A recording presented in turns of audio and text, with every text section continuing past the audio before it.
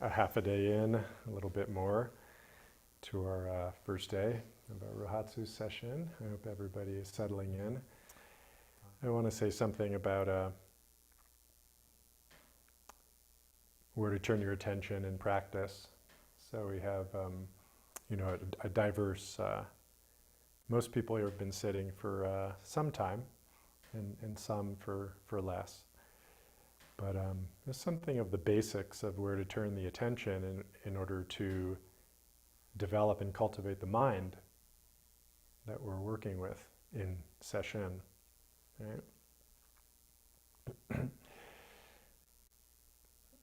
So there's these two aspects of meditation practice that are named, independently in other traditions.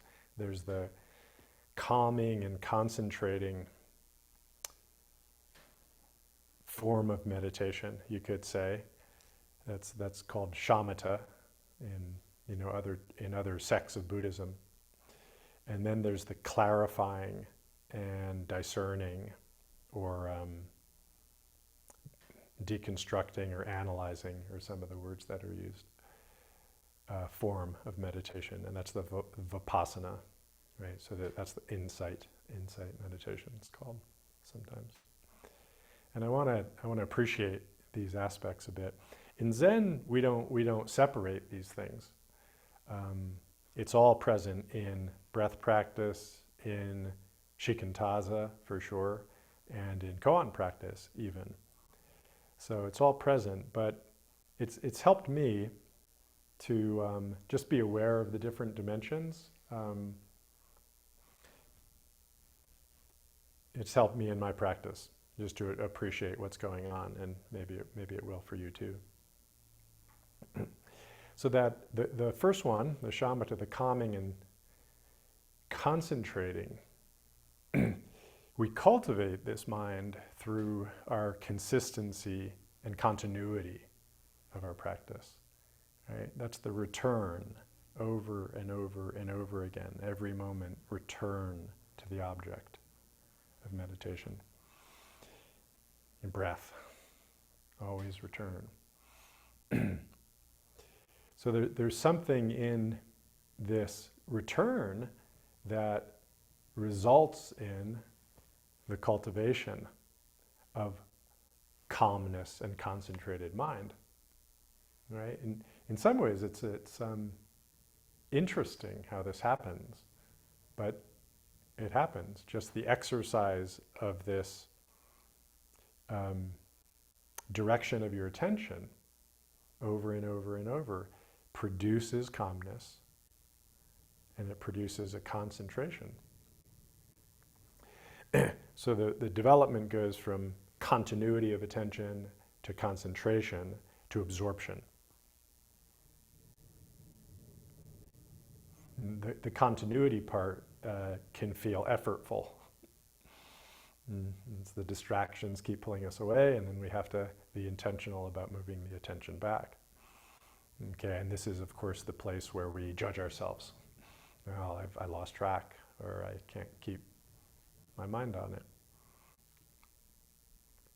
Because we are trying to accomplish something there. So that part can feel mechanical even, right? Or difficult, effortful. But that continuity leads to the concentration. There's a quality of mind that arises from that exercise of your attention.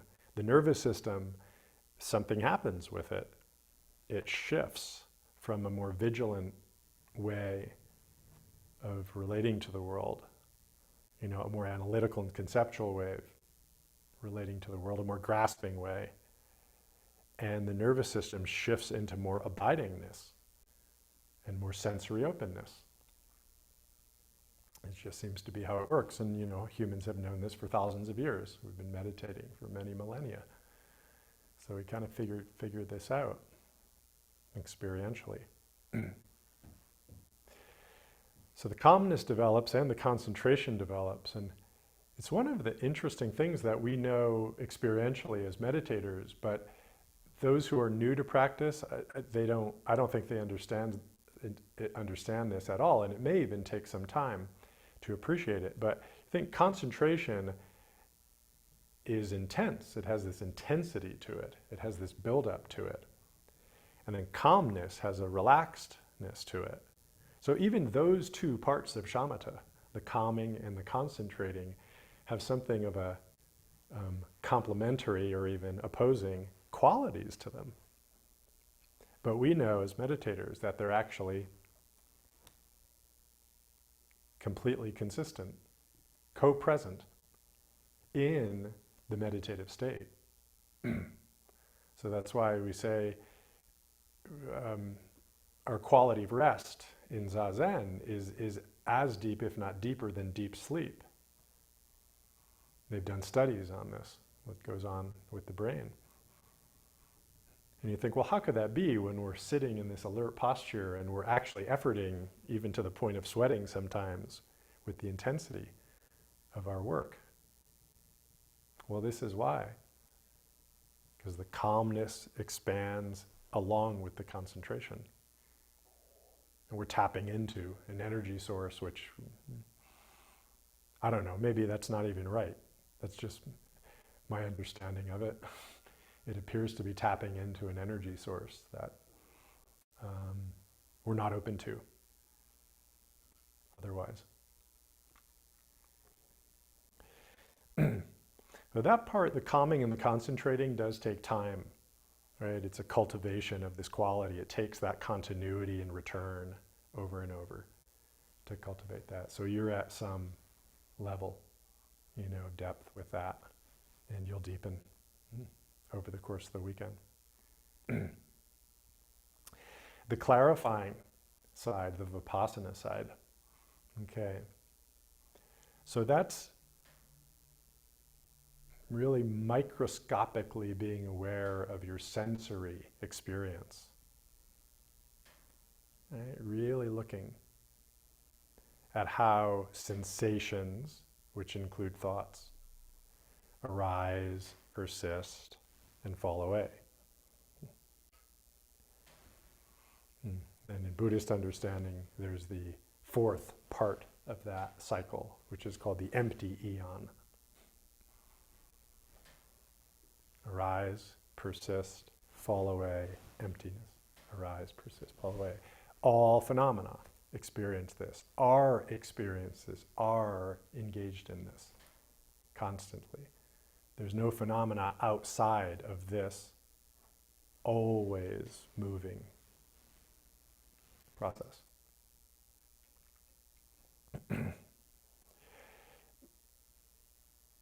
Been doing a little reading recently in the history of, the history of meditation and the Buddha's sort of contribution, and what many accounts say is that Buddha brought this clarifying part to meditative practices. That prior to him, it was all the calmness, oneness, absorption, being absorbed in the world into everything.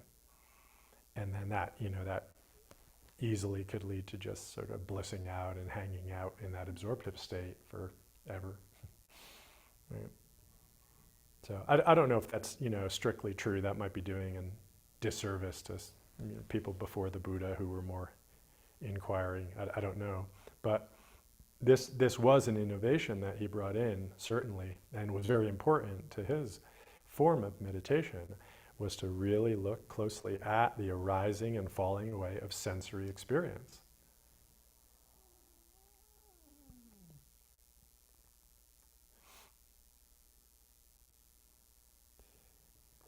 We gain insight into what's going on with ourselves with this. Right?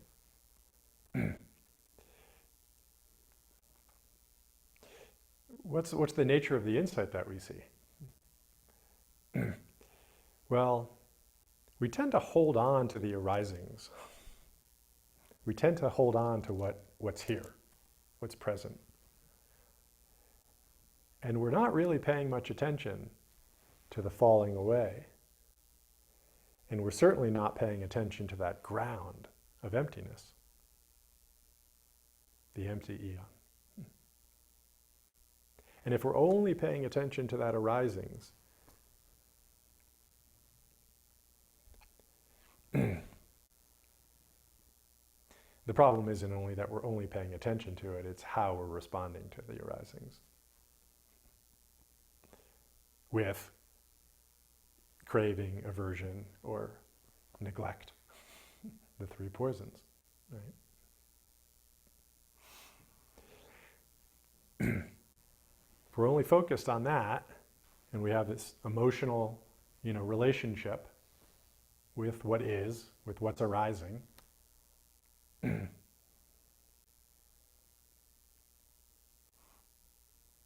we're not in reality. We're not in the present. Because what's happening is it's passing. Everything is passing.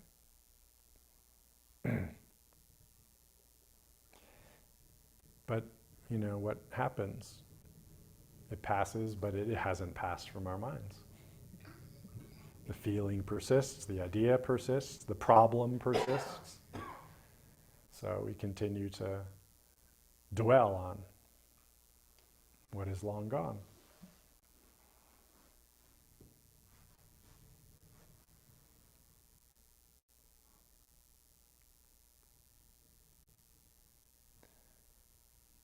So the value of the being fully attentive to the passing as it passes is that we do get in touch with the ground from which everything arises. And that's the way to be in right relation to phenomena. From there.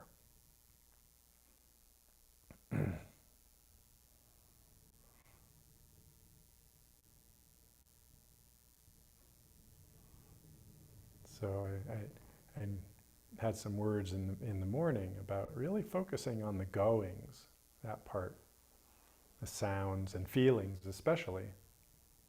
Notice how they go. There's quite a rich sensation that arises when we follow it down. We follow the goneness of feelings and thoughts. This openness opens up. This mystery opens up. That's not there any longer. What is? It's becomes present, richly present right away. I think maybe some of you've been focusing on that.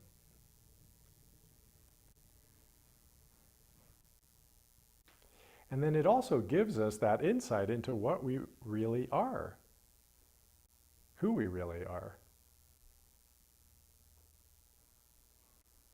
Because without participating in the fading and passing of all phenomena, then we're fixating on them and fixing them. And it fixes us in our sense of self.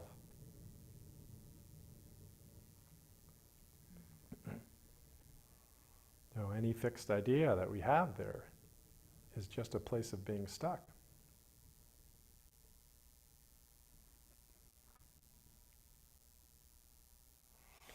This part of it, the insight part of it, actually can happen at any moment. Right? The calmness concentrating part is more cultivating and developmental over time. The insight part actually can happen at any moment. Just to turn your attention to what's arising and what's passing. Okay? So altogether, these are in shikantaza and koan, and certainly in breath practice. You can see how they're all together in that.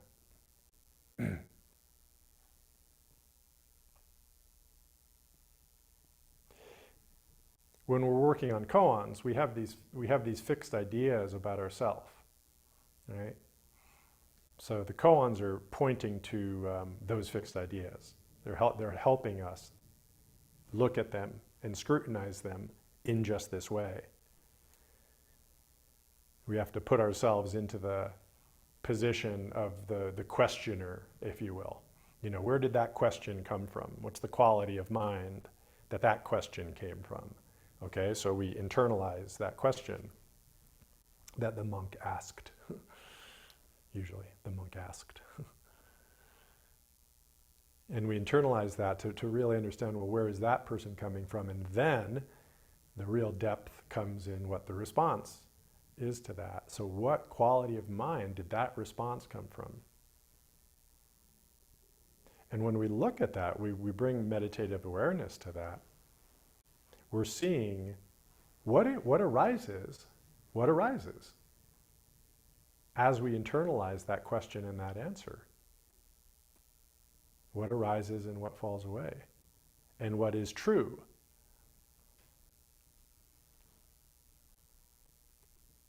What source does that response arise from? Okay?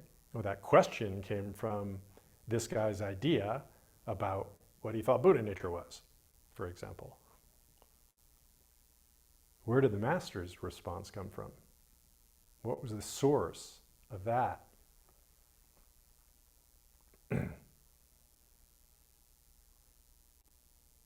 Right, we really investigate within ourselves what arises in that way.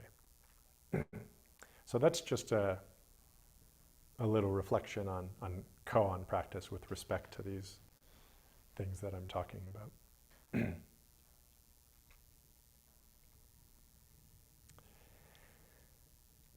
So that's the something of the texture of meditative practice that maybe is helpful. I hope so. In our session here, we just continue to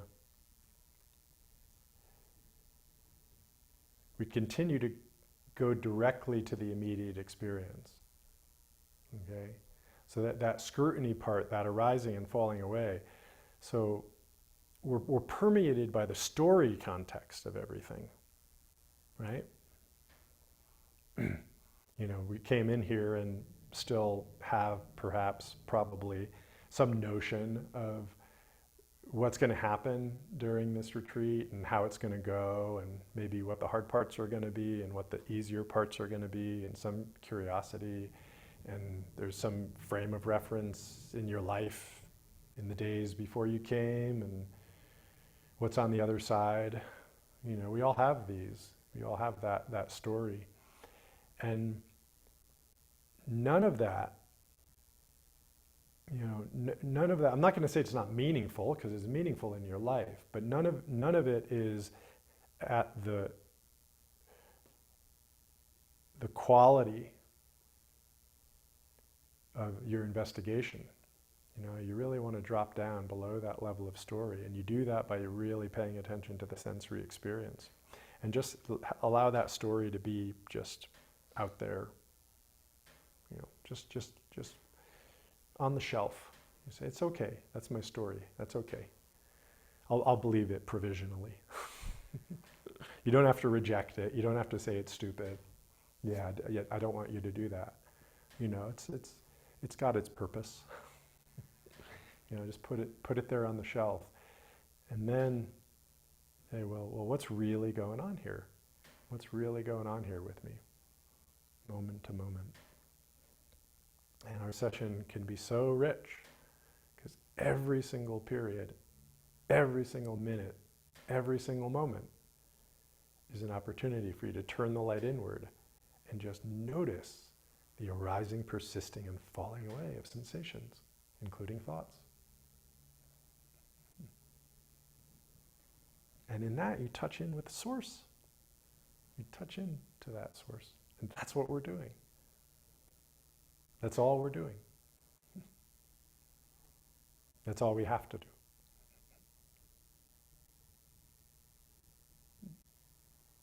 And then acting and relating and feeling and sensing from source is beautiful and mysterious and very enriching.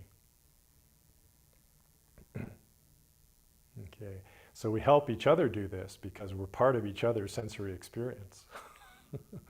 So I'm arising within your sensory experience, and you're arising within mine.